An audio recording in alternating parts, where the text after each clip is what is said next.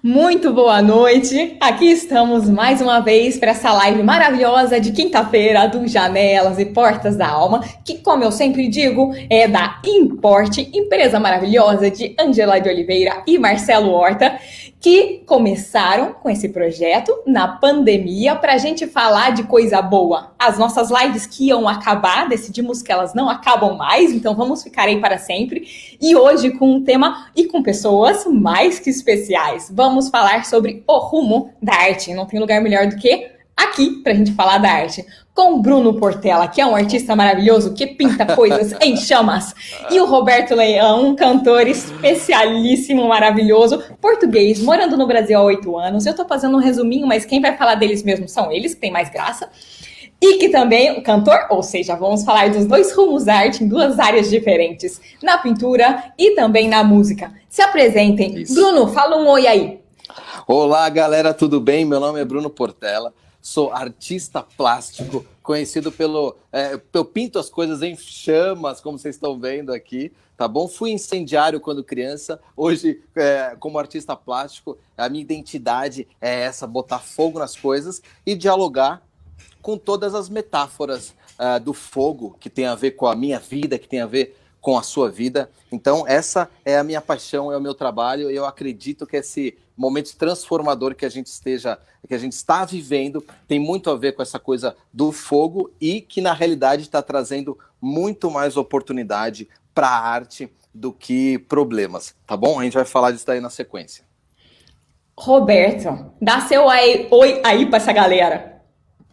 Olá, um grande abraço a partir de Portugal, de Santa Maria da Feira, e vou-te dizer, Pietra, eu queria ficar esta live inteira a ouvir o Bruno, porque ele sim é um grande artista, parece impressionante o trabalho dele, gostaria de saber mais detalhes, vou estar de coração aberto.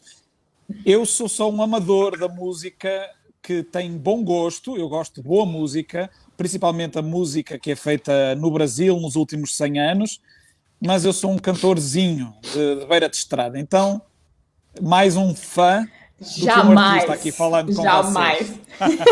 E tu, a Pietra, além de ser esta entrevistadora tão simpática, tão capaz, ela é cantora, mas ela é cantora mesmo, de Ribeirão, que estudou na USP de Ribeirão canto, que tem 8 anos de carreira, que vive na Europa, empreendedora agora, depois de ser cantora durante muito tempo. Ela sim, ai meu Deus, é coisa de verdade. Eu sou só que vergonha, jamais. Você também mais um amador.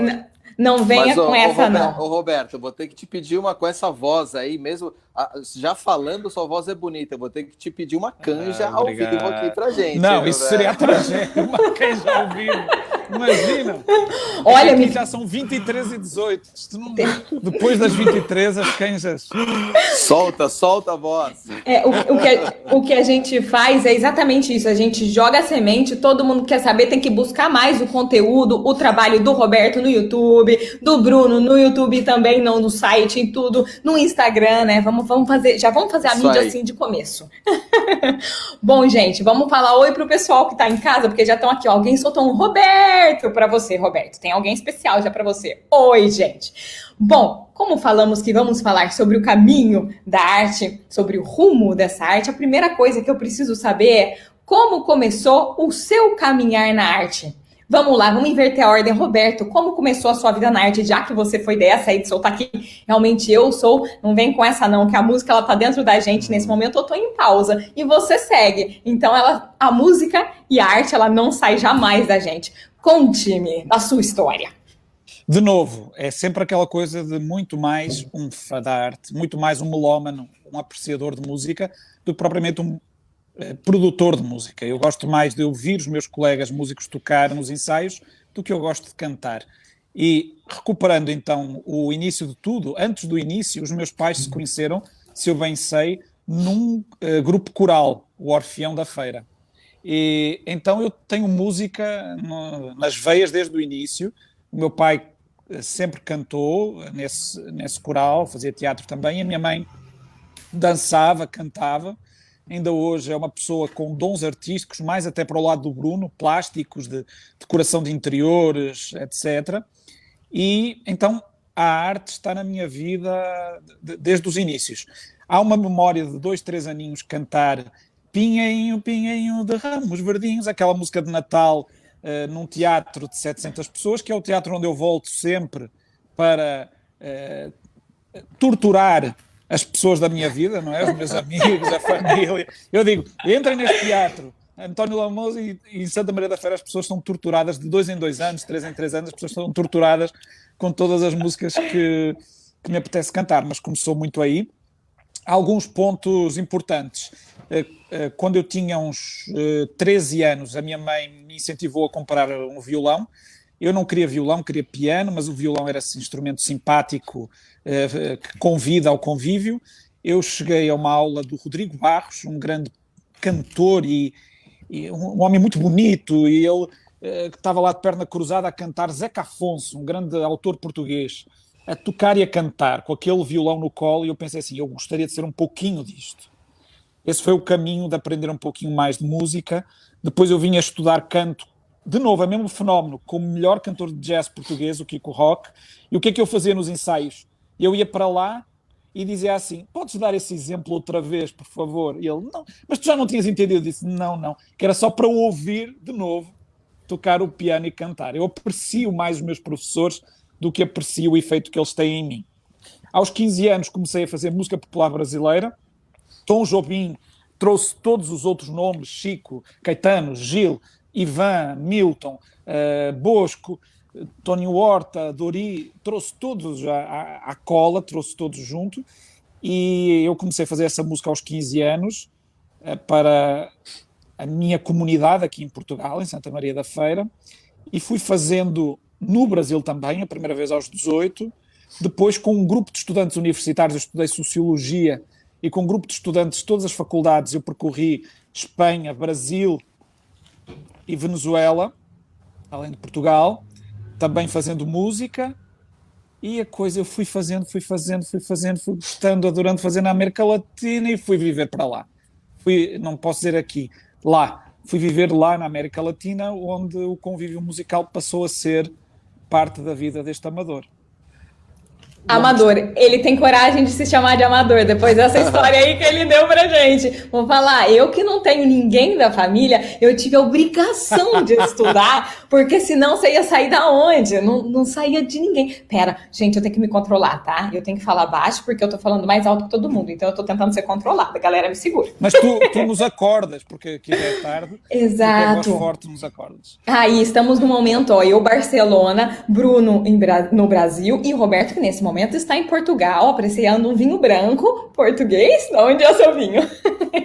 Publicidade. É um vinho branco de uva tinta. Chama-se Invisível. O meu amigo João e a minha amiga Filipa me apresentaram.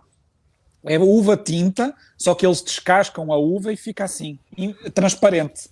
Ou um branco seja, quase transparente. É temos que maravilhoso. conhecer. É ervideira. É incrível. Vamos lá, Bruno. Agora eu te pego com a sua água maravilhosa. Eu tenho a minha água maravilhosa aqui. Me conte, como foi o seu caminhar na arte? Como tudo começou?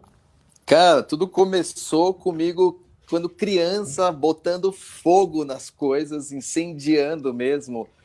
Eu fui uma criança incendiária, uma criança problemática, né? Como eu gosto de falar para a galera, cara, coitada de mamãe, né? Imagina você ter um filho que você não pode deixar sozinho, que o moleque já vai botando fogo nas coisas. Então foi assim que começou o meu caminhar pela arte, assim, incendiando primeiro, mas assim, comecei na música muito interessante também, Roberto. Comecei na música tocando violão com 13 anos, incentivo dos meus pais e tal. E aí logo comecei com as minhas bandas. Antes de ser artista plástico, eu tive uma carreira como músico também.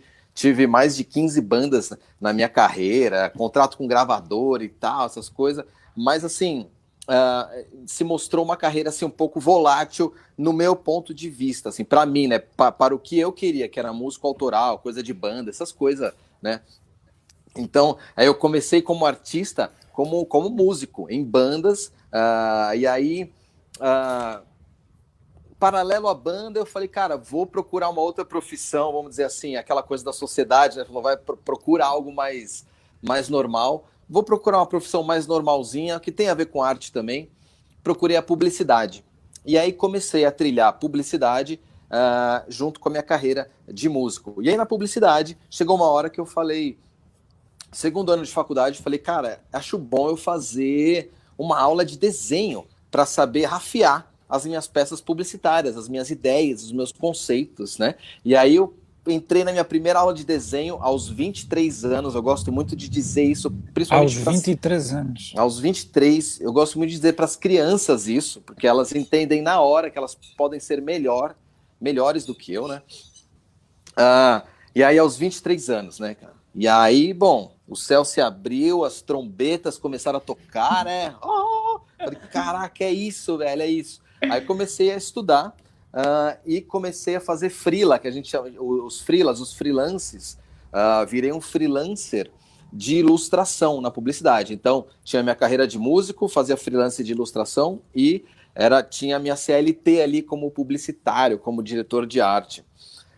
E aí... Peraí, te faço uma pausa, que eu acho que estão perguntando aqui com relação às suas bandas. Que ano e onde? Quem te influenciava? O que você ouvia? Já estão... Nossa, eu sou assim, Nossa! cara. Eu gosto de rock, comecei tocando thrash metal, depois fui pro pop rock, mas eu sou baixista e gosto muito de rock. Gosto de música boa, velho. Gosto de música boa.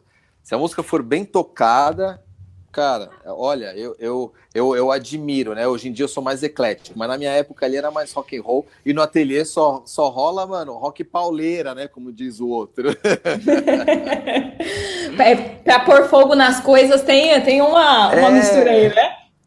Às vezes eu ponho uma xadezinha para dar uma relaxadinha, mas geralmente é o rock. E aí, bom, nesse meio, a minha carreira de ilustrador, de freelancer como ilustrador, começou a evoluir. Eu consumi muita arte, fiz muita arte, produzi muita arte, até que, cara, eu estava vendo TV, um programa chamado Overhauling, de carros, né, restauração de carros. Aí eu vi lá um artista, o Mike Lavalle, pintando chamas realistas, assim, em cima dos carros. Eu falei, velho, é isso. Isso foi em 2006, 2007.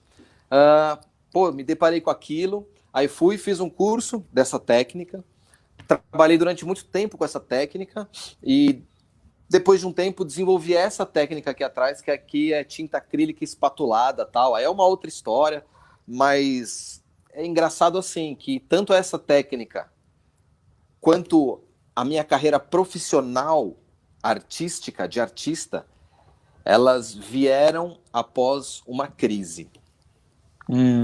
Então, isso é uma coisa que tem muito a ver com o nosso assunto aqui hoje.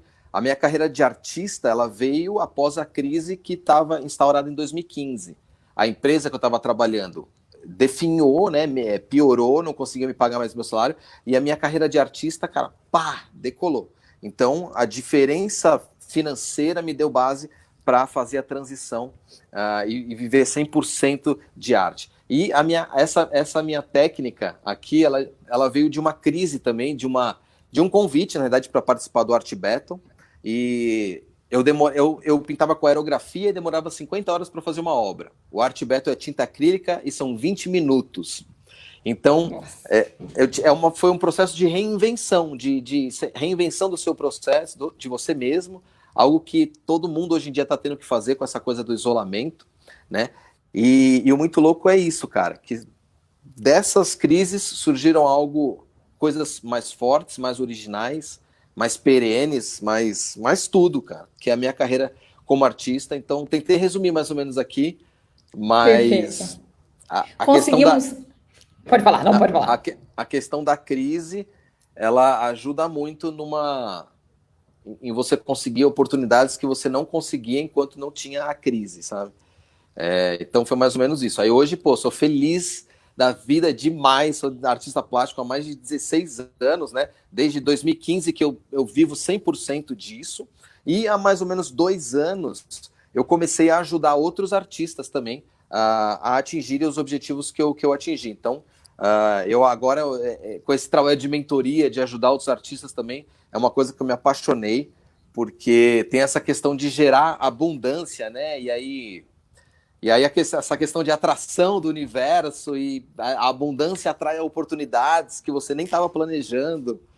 Então tá muito legal, tá muito interessante. E eu acredito que o momento tá para a arte, hein? E a gente pode falar disso daqui a pouco.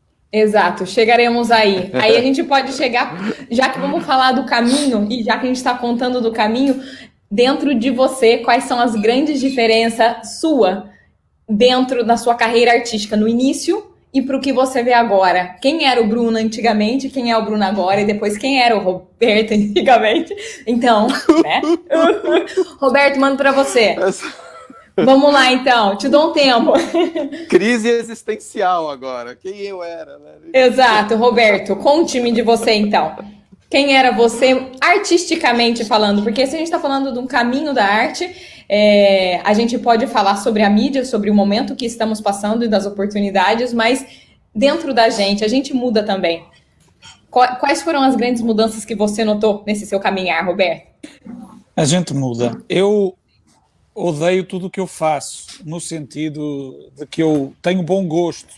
No canto, eu me comparo com Frank Sinatra, Tony Bennett, Milton Nascimento, Renato Brás. Então, eu acredito que eu posso melhorar a cada dia, ser cada dia menos ruim, ser cada dia mais próximo daquilo que eu admiro, mas nunca há um lugar onde eu tenha estado, alguma gravação que eu tenha feito, que eu tenha dito, que maravilha, não há o tapinha em mim mesmo. Isso não existe. Existe a procura de algumas coisas que eu valorizo nos autores que eu adoro e nos cantores que eu adoro. A mesma coisa na escrita. Nos cantores que eu adoro a perfeição técnica que todos eles têm. Eu adoro a capacidade de interpretação, de dizerem as palavras com precisão, de contarem histórias, de se comunicarem verdadeiramente com quem está a ouvir.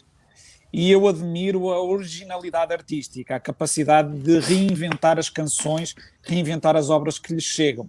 Técnica, interpretação, palavra e originalidade. E há artistas incríveis. Eu falei dos homens, onde a identificação é mais imediata, também Carlos do Carmo, Paulo Carvalho nos portugueses, mas há as mulheres, não é? Nana Caymmi, maior de todas para mim, Elis Regina, Gal Costa, Maria Bethânia, Alcione, Sarah Vaughan, Ella Fitzgerald, essa gente toda. Essas pessoas são o meu padrão de ouro. Por isso eu sinto-me sempre incompetente. Sinto-me sempre uma criancinha tentando chegar mais perto da jaula do leão. Então, essa é a coisa. Na escrita é a mesma coisa.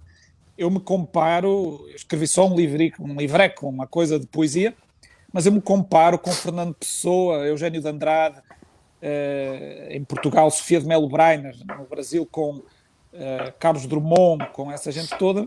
Eu sinto-me assim, aquela coisinha, aquele aprendiz de feiticeiro.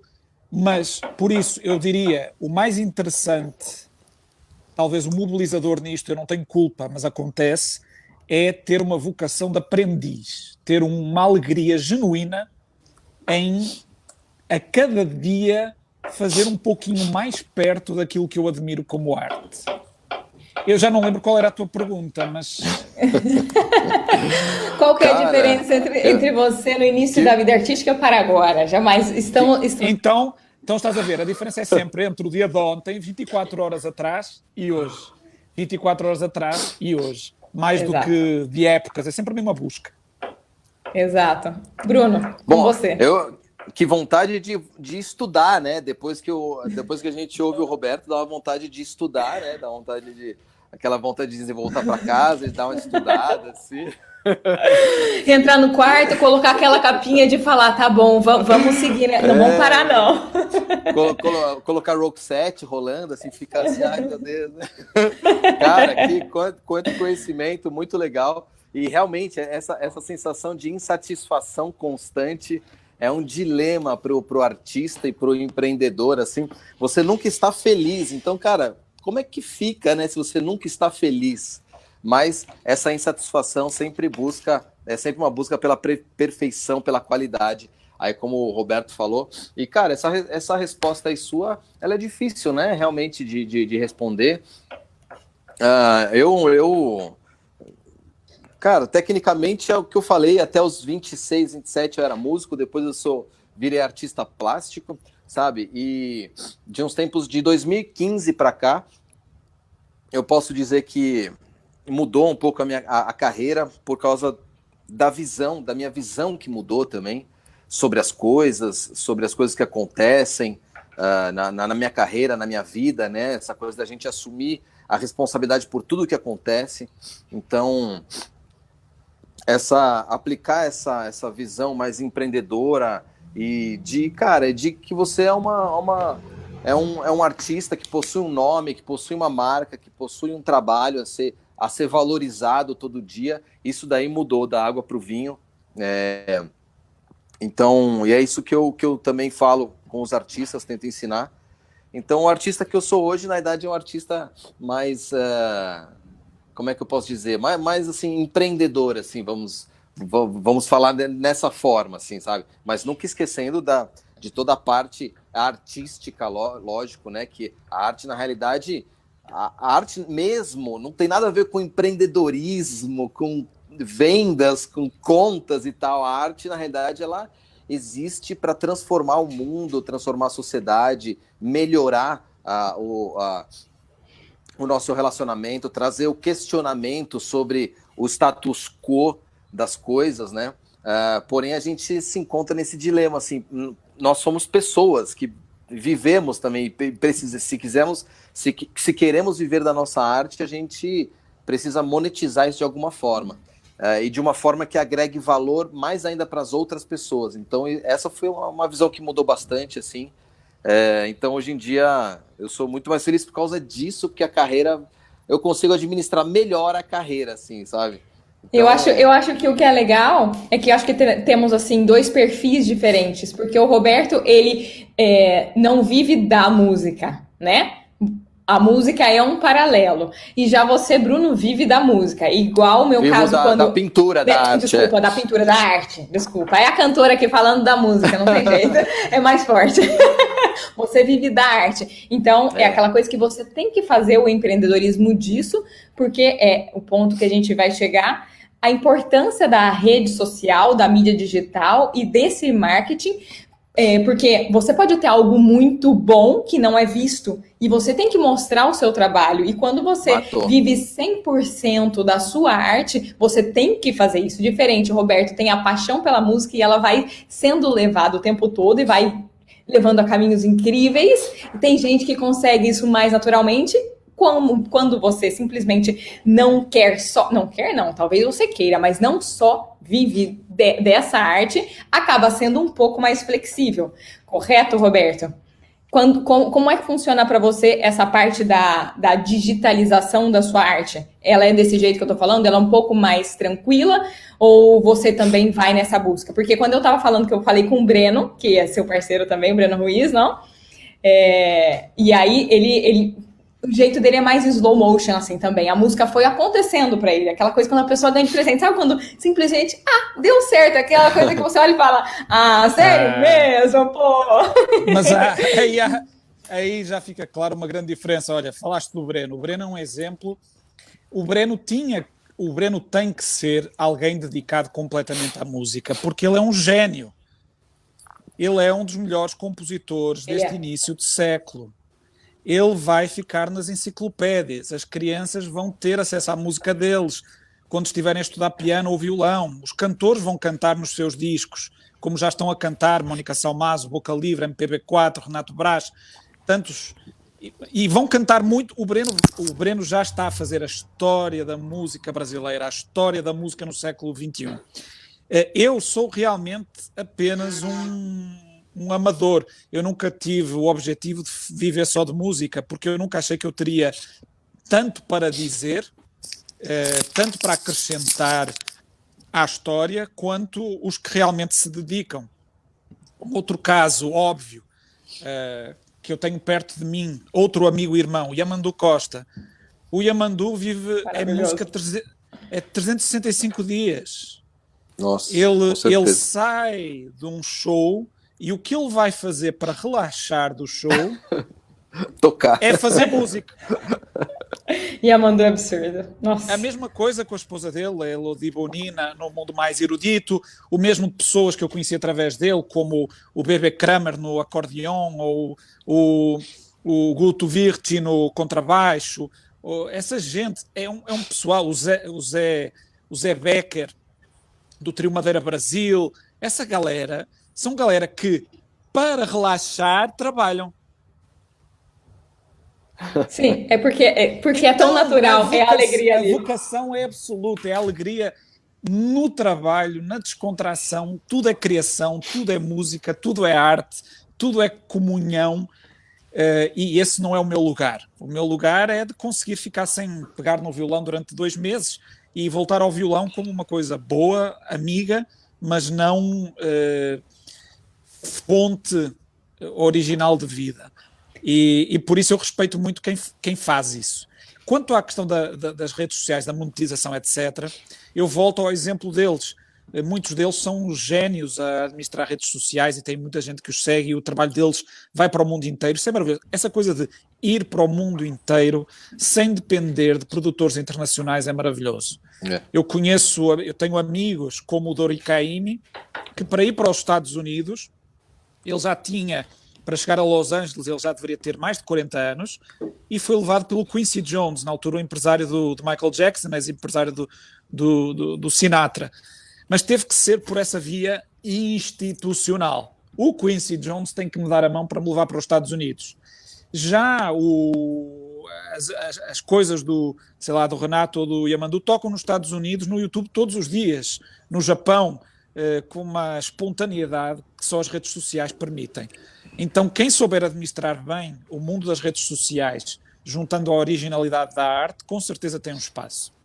E podemos falar agora, então, desse momento, né? Que a gente estava comentando antes de começar, a questão de que você pode usar esse momento como uma oportunidade muito grande. Sabemos como os artistas, como músicos especialmente, que nesse momento, se for falar de ingresso direto de dinheiro, shows não estão acontecendo, mas existem outras oportunidades.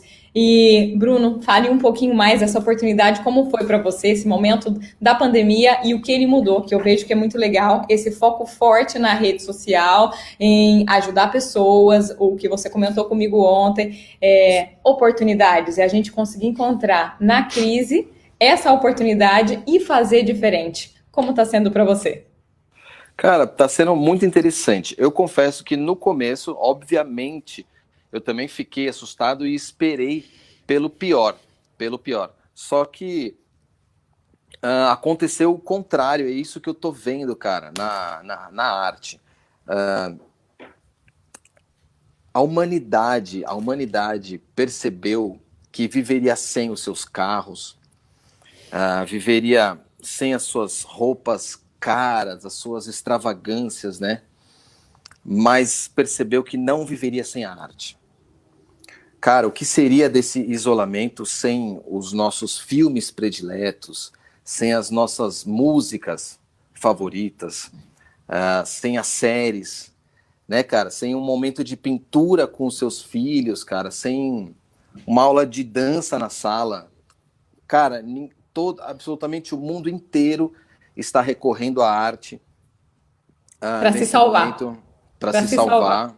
Várias histórias de salvamento de arte. A própria Ângela Oliveira tem uma história dessa com ela mesma, com ela própria, né? A arte, ela salva mesmo, e a humanidade inteira tá se apegando na arte agora para passar por esse isolamento. Ou seja, a arte está sendo muito, muito valorizada, demais. Está sendo buscada por todo mundo mesmo.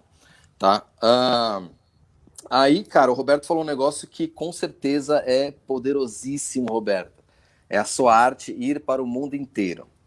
Cara, isso é reflexo de um momento que a gente vive, que é um movimento na arte, que é a democratização da arte, a arte permeando mais camadas da sociedade. Uma por causa disso, da internet, né, dos veículos, da velocidade das coisas. E outra é da internet Big Data, que sabe mais de você do que você mesmo sabe sobre si. E aí você consegue colocar a sua arte na frente de quem gosta dela, de quem está procurando por ela, tá? Esse momento a gente já vivia antes da pandemia, do isolamento. E aí veio o isolamento. Cara, o isolamento fez a gente acelerar nesse processo que eu te falei agora, 10 anos em 10 semanas. Essa comparação de 10 anos em 10 semanas não sou eu que estou fazendo, quem fez foi o dono da Hotmart. Então, isso fez uma mudança no comportamento de compra do investidor. O investidor está buscando arte e agora ele só tem a internet para achar. E adivinha quem já está na internet? Nós, todos vocês. Exato. Né? Já estamos lá, já estamos nos comunicando e tal. Então você vê, até há 3 dias atrás, se não me engano, 3 dias atrás, a Sotheby's, uma conhecida casa de leilão mundial, fez o seu primeiro leilão online. Online. Eu li hoje essa notícia. Cara, recorde atrás de recorde. Mercado de arte batendo recordes. Então, eu acredito nisso, cara, que o isolamento, na realidade, deu a faca e o queijo na mão dos artistas, tá? E o artista, ele tem essa responsabilidade de transformar o mundo num mundo melhor através da sua arte, né? Tanto vendendo quanto levando a sua arte à frente. Outro dia até fiz uma live sobre música, cara, sobre as oportunidades de música, né, velho? Então, assim, hoje você não pode abraçar, de repente, um familiar, cara. E se você comprasse uma música composta para ele, né? Aquela música seria o abraço, cara, seria o abraço. Então, se o músico não está podendo tocar hoje nos lugares, fazer a sua... Ele está podendo compor, sim, para uma pessoa, compor músicas human to human, né? Um a um agora, para a pessoa presentear a outra com aquela música. E outro dia aqui, cara, muito louco, no aniversário, teve um show, o cara fez o show do térreo, para o 3º andar. Achei demais. Então, Aqui aconteceu bastante também, aqui em Barcelona, os shows nas sacadas, assim, mais ou menos. A prefeita aqui, ela não deixou muito, ela mandou proibir, ela é meio dificinho, mas tudo bem.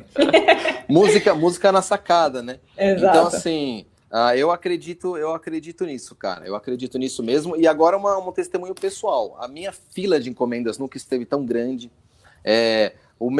A questão de ajudar os outros artistas também nunca esteve tão forte. Então foi algo que realmente surpreendeu no começo, mas depois eu fui percebendo o porquê disso. E é isso, cara. Se tem um dos mercados que está saindo fortalecido e valorizado desse momento, é a arte. Sem a arte, a humanidade não conseguiria passar por esse momento. Eu acho que a gente chega aí no momento que, como eu sempre digo, a nossa dificuldade nesse mundo é ser filtro e não ser esponja. É a gente conseguir nessa internet tirar coisas boas, porque você tem muitas coisas. O mundo todo, nesse momento, está nas nossas mãos. E a gente ficou fechado e tá ainda mais. As pessoas buscam e vão atrás do conteúdo que querem. Então, essa é a grande dificuldade. É você não absorver tudo, mas saber o que procurar e procurar com qualidade. E a questão do imediatismo, eu acho que é uma coisa muito complicada, porque as pessoas, de números, elas não ficam mais do que 4 segundos para uma página carregar. São 4 segundos. Se ela não carrega, a pessoa sai da página. Então, isso é muito difícil quando a arte demanda tempo. Essa coisa do ready-made, que aí eu fui estudar um pouquinho sobre a arte, que em 1917, a exposição que aconteceu da Associação dos Artistas Independentes de Nova York, o Marshall Duchamp, ele colocou na exposição um mictório de louça. E foi ele que lançou o tal do ready-made. Então, ali estava um mictório no meio de exposições de arte, e isso mudou o rumo da arte. O que é arte? E eu acho que a gente tem que conseguir entender aonde está esse ponto de equilíbrio. Ele quis dizer, e aí um crítico colocou que eles dizem que a Mona Lisa não precisa do Louvre para ser obra de arte, é o Louvre que precisa dela para ser museu. A questão da gente conseguir encontrar, como tudo nesse mundo, o ponto de equilíbrio. O que é ou o que não é arte. para vocês? Algo engraçado, Pietra. Pode falar. Puxando aqui na questão do Louvre, eu lembro que a primeira vez que eu vi a Mona Lisa, havia uma criança de 4 anos, ninguém podia chegar perto, tinha aquela barreira que existe física e de guardas para distanciar o público da Mona Lisa, mas havia uma criança de 3 ou 4 anos que foi levada pela senhora do museu, pela segurança, até perto da Mona Lisa. E ela respondeu, Dad, it's just a picture. Pai, é só um quadro. E a criança tem razão. Pai, é só um quadro. A arte tem muito que ver com a leitura do que é arte. O que me traz para um outro ponto, que é o papel da educação. Nós, como cidadãos, podemos e devemos investir, quem tem filhos com os seus filhos, quem não tem filhos com os filhos dos seus amigos, com a sua comunidade, pensar quais são as instituições que fazem educação de públicos, quais é que despertam a curiosidade para a arte, quais colocam olhares mais diversos como convite para essas crianças. Porque a maravilha das redes sociais é chegar a todo mundo a toda a hora. A porcaria das redes sociais é que eles desenvolvem algoritmos que só te mostram aquilo que tu já gostas.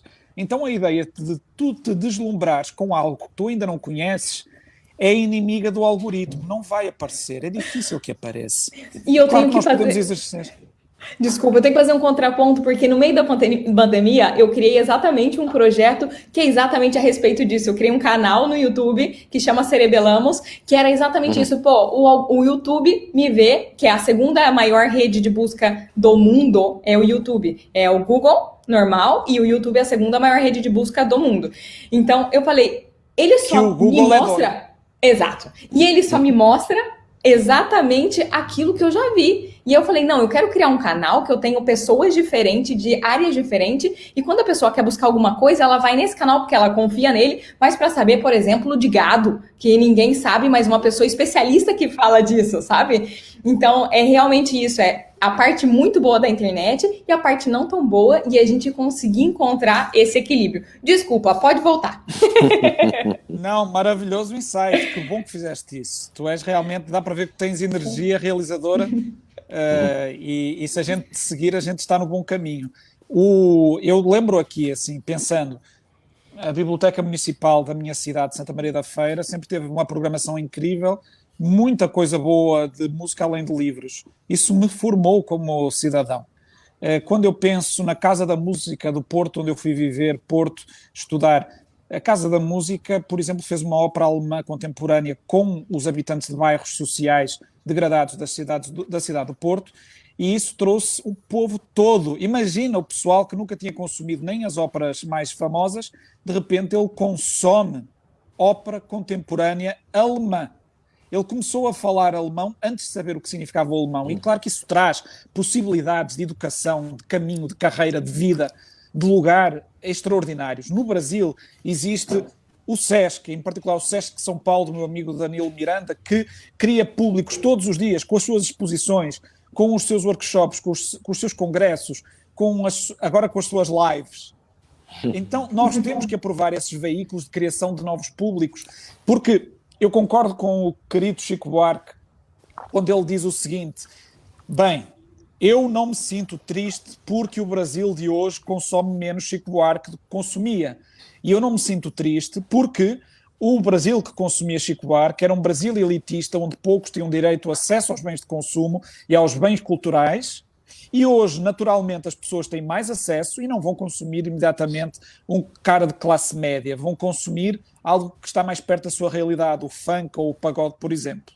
Eu concordo com o Chico de que temos que ter uma visão de país larga, ou de sociedade larga, de entender que não se produz o mesmo gosto. Mas, um país que é só sempre, nos últimos 15 anos, exemplo de imprensa negativa, há um projeto, por exemplo, na Venezuela, eles são o meu povo favorito, e sou preconceituoso, eu gosto de venezuelanos e pronto, não posso fazer nada, adoro, gosto mais de venezuelanos do que de portugueses, gosto mais de venezuelanos do que de brasileiros, eu gosto de venezuelanos, eu adoro.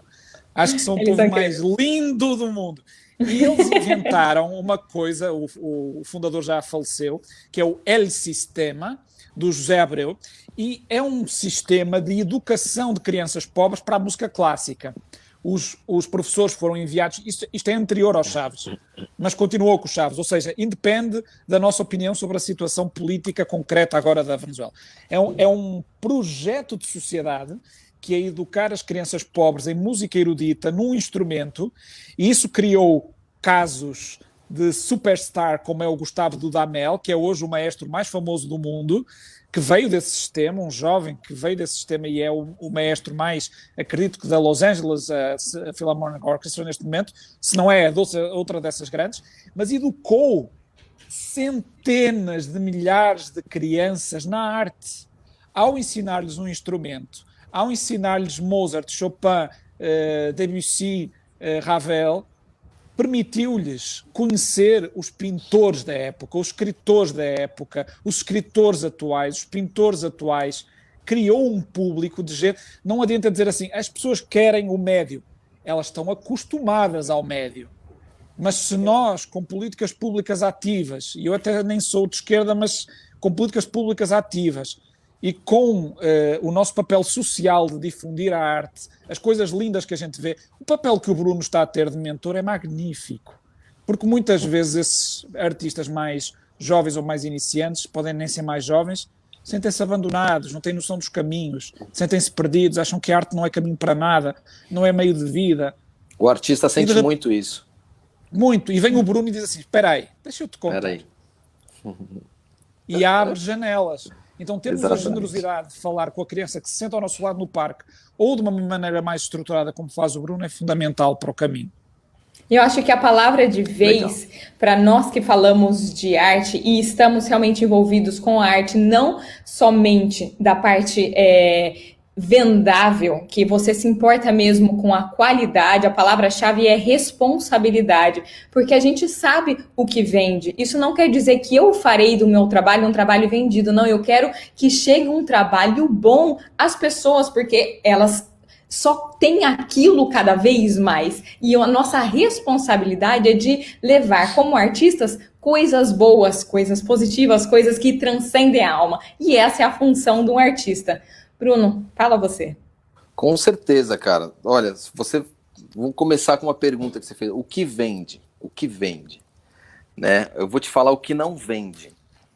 O que não vende é baixar o preço e se preocupar em fazer uma obra comercial. Isso não vende, isso acaba com a sua carreira, com tudo, cara. Porque você vira um artista Até vende por uma semaninha, um mesinho, acabou, você morreu. Não é. Quando você vai por esse caminho, o fator preço, ele importa muito na sua negociação, né? Agora, o que vende? O que vende? É você realmente fazer algo, entrar dentro de si, misturar referências com verdades interiores, deixar a produtividade, a produção, fazer com que a sua identidade saia, sabe? E a gente fazer uma identidade sua, única, para que você não tenha concorrência, né? O artista plástico, quando ele tem uma identidade única, ele não tem concorrentes mais. Então, e sempre aumentar o preço. Obra de arte é um ativo, não é um passivo. Então, quanto mais ele aumenta o preço, lógico que tem muito embasamento para isso, tem que ter muito trabalho para isso, não é só aumentar o preço, mas o ativo, quanto mais ele se valoriza, mais ele é desejado. Então, cara, o artista tem que ser mais ele mesmo, e procurar se valorizar todo dia. É dessa forma que você vende obra de arte. E aí, a gente falou das redes sociais, né? Falou, digitalizar, online e tal. É que isso é um canal de comunicação. Na realidade, aí outros canais vão surgir com certeza.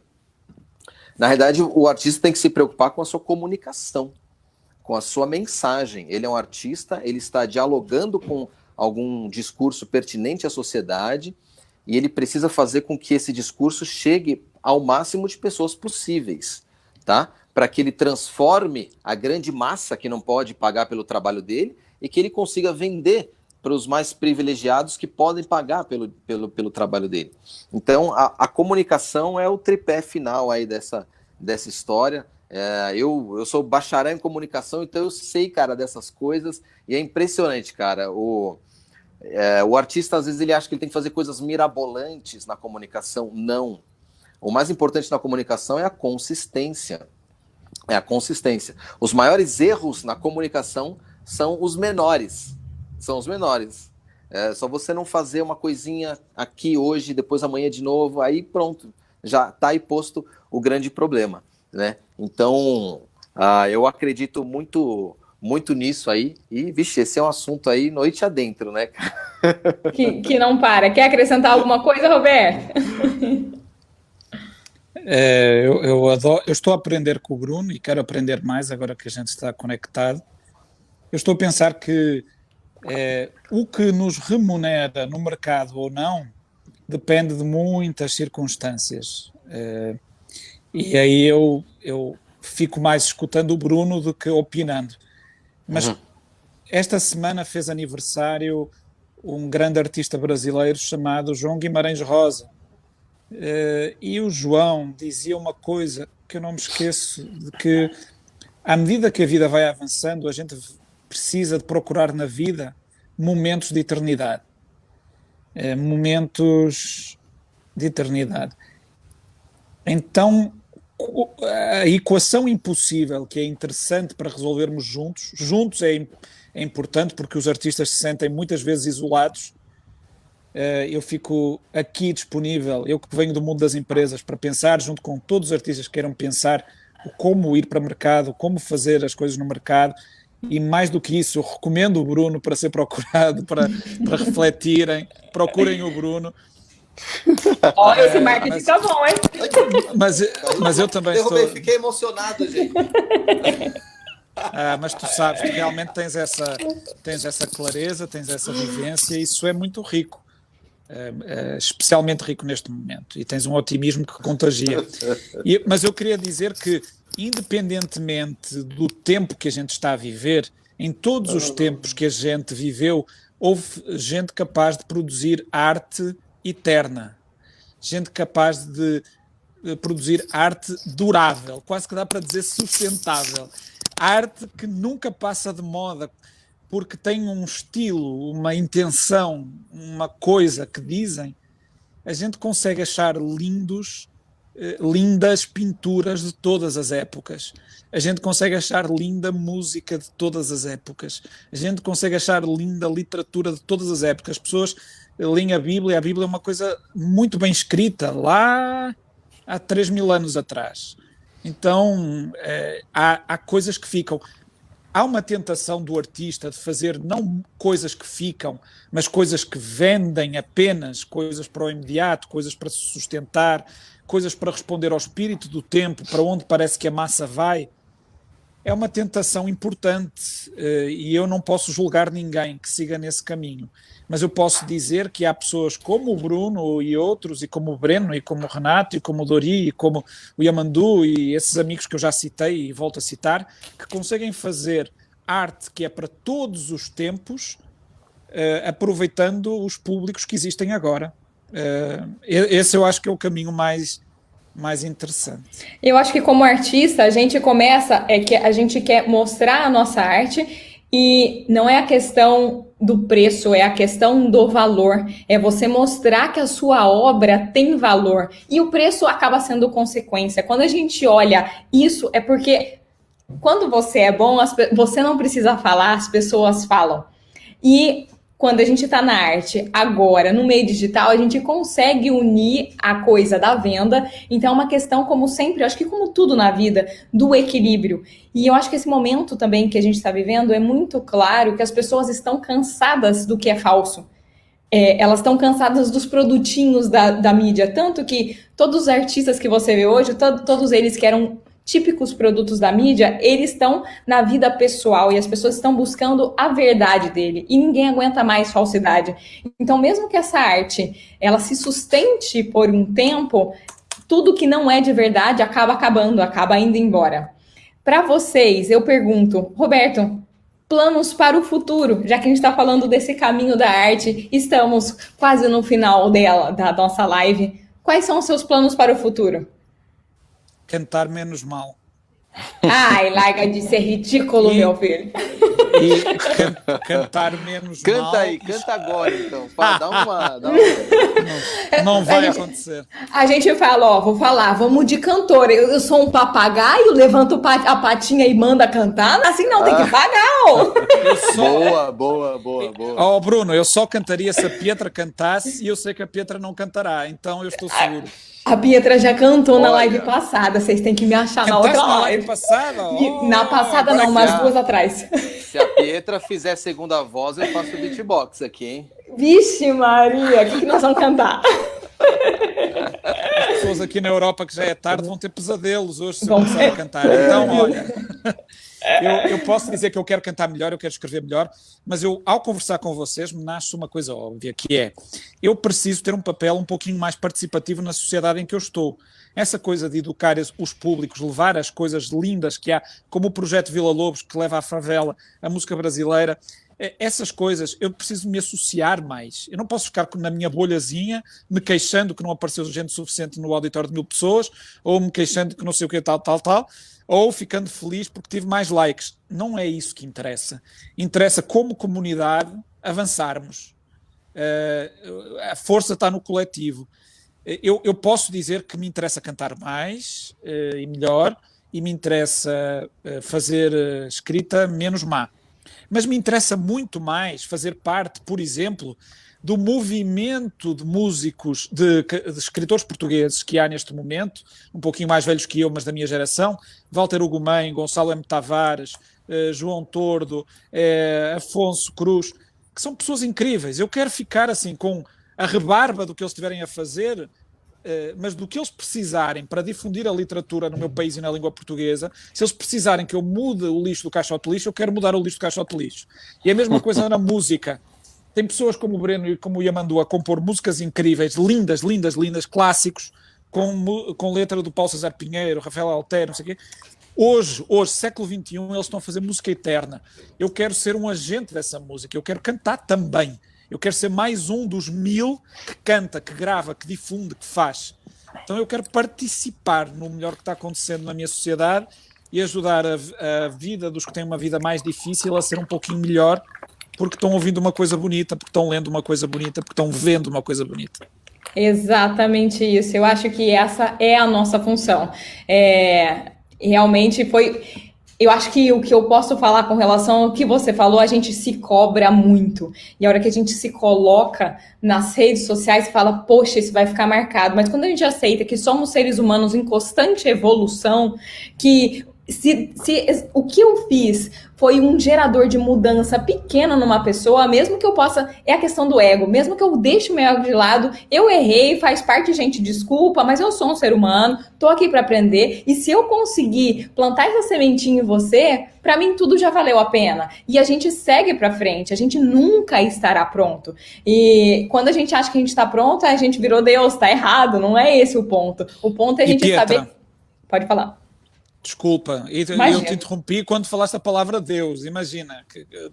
Mais terrível ainda a minha interrupção, peço desculpa. Imagina. Mas eu ia tentar concretizar, do ponto de vista de objetivos. Há um disco com o Breno Ruiz, chamado Alegria, que é voz e piano, que faz lembrar que a gente se inspirou nas coisas, discos que alguns não ouviram ainda, como Nana Caymmi e César Camargo Mariano, Voz e Suor, como Tony Bennett e Bill Evans, como Carlos do Carmo e Bernardo Sassetti, como Ney Matogrosso e Rafael Rabelo. E hoje eu quero difundir esse disco muito mais do que pelo meu canto, eu quero difundir porque são canções lindas para chuchu. A maioria delas do próprio Breno, que é um contemporâneo meu, com Paulo César Pinheiro, mas tem coisas do Dori com o Paulo, tem coisas do Dori com o Nelson Mota, tem coisas do Jobim com a nossa querida Dolores Durã, que durou poucos anos, mas maravilhosa, tem coisas do Tom com o Vinícius, tem coisas do Vila Lobos, e eu quero levar essa beleza a mais pessoas. E os projetos seguintes são muito parecidos. Tem um de mostrar o Tom Jobim letrista além de compositor. Ele era um grande letrista além de compositor, fez coisas como Wave, Luísa, Lígia, Samba do Avião, com a letra, e fazer isso com um grande músico brasileiro chamado Arismar do Espírito Santo, que é um dos maiores multi-instrumentistas do mundo, que já tocou com toda a gente do mundo, mas eu gostaria de o sequestrar. Inclusive, a ficar aqui na live registado a tentativa de sequestro. Se a polícia, se o Arismar desaparecer numa tarde de domingo, há alta probabilidade que tenha sido Já sabemos. de Santa Maria da Feira, exato, com a ajuda de uns capangas o sequestrou. Mas há outro que é uma pessoa ainda menos... O Arismar é muito conhecido do mercado da música instrumental, etc. Mas há uma pessoa chamada Zé Barbeiro, que era barbeiro, não sei se ainda é o Zé, mas é um dos violonistas mais incríveis que eu já ouvi na minha vida, e eu ouvia nas tardes, noites de terça-feira no Alto Borogodó em São Paulo, um gênio da harmonia e da baixaria no violão, e eu tenho o sonho de fazer com ele um disco de Chico, música e letra também, porque o Chico é ao contrário. A maior parte das pessoas conhece o Chico letrista, mas não conhece o Chico compositor, harmonizador, melodista. E eu queria mostrar essas duas facetas dos meus dois ídolos com duas pessoas magníficas que vivem na mesma cidade que eu, São Paulo. Ou seja, o futuro é brilhante, esperamos muito. Os talentos, eles não podem ser escondidos, é isso. Faça mais, seja menos humilde porque você é muito bom. Essa é a realidade. Bruno, qual os seus planos? Quais os seus planos para o futuro, né? Vamos arrumar esse português, pelo amor de Deus. Lógico, claro. Antes eu tenho uma pergunta aqui para o Roberto. Cara, eu como músico, o que é? Você acabou de falar aqui, o artista era o rei da baixaria no violão. É o que? É o baixo ali? É a parte do baixo? O que quer dizer? Exatamente. O rei da baixaria? Rei da baixaria é alguém que faz os contracantos nas notas mais graves do violão. Os pom-pom-pom-pom-pons da vida. Aqui e que são do choro particularmente no choro e no samba, são as que marcam o tempo e que respondem aos outros instrumentos. Pô. A baixaria. Obrigado, Entendeu? obrigado. Entendi. Aqui agora, é muita cultura. Obrigado, Roberto. Bom, Pietra, obrigado também por esse convite de estar aqui na live. Muito legal. Poxa, você vê, cara, Barcelona, Portugal, São Paulo, demais. Tem que fazer mais vezes isso daí. E você falou uma verdade, cara. As pessoas estão cansadas da coisa do falso, do lance empurrado, da velha publicidade, da velha forma de vender arte, da velha forma de abordar as pessoas, né? Eu, como publicitário, eu amo publicidade, eu me formei como comunicador, eu amo publicidade, mas sempre me incomodei um pouco com isso, né? E aí você falou isso, cara, e por que eu toquei nisso? Porque, na realidade, agora é isso que aconteceu, as pessoas cansaram dessa onda do empurrado, do falso, e estão buscando o que as ajudam. Então, galera, a gente acabou de entrar na era da generosidade mesmo, tá? Se você tá buscando aí, cara, sucesso do seu negócio, tanto nas artes ou em qualquer outra coisa, seja generoso. Se você for generoso e ajudar o seu público-alvo, seu consumidor, seu investidor, você vai ganhar a atenção. Naturalmente. Cara, você aí que tá ouvindo a gente agora, você tem um problema. Você tem algum problema, você tem. Em alguma parte da sua vida, em alguma coisa pontual.